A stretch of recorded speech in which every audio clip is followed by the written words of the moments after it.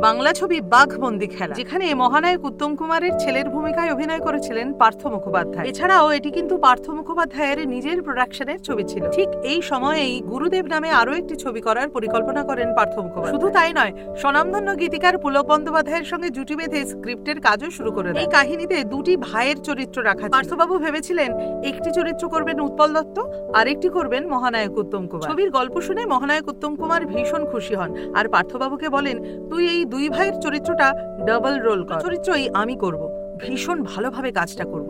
আমি এখন বোম্বেতে অমানুষ ছবির শুটিং করতে যাচ্ছি, দেনা আছে, বোম্বেতে কাজটা করে আমি ওই দেনাগুলো মিটিয়ে নিই, আর তুই ততদিনে এই কাজটা এগিয়ে রাখ। বোম্বে থেকে ফিরে এসেই তোর সাথে ভালো করে বসে আলোচনা করব, আর তারপরে এই ছবিটা করব। দুঃখের বিষয়, এই ছবিটি আর করাই হয়। পার্থবাবু বলেছিলেন, দাদাকে ভেবে যে চরিত্র তৈরি করেছিলাম, যে স্ক্রিপ্ট তৈরি করেছিলাম, তার অন্য কাউকে মানাতো না, তাই সেই ছবি আর করাও হলো না।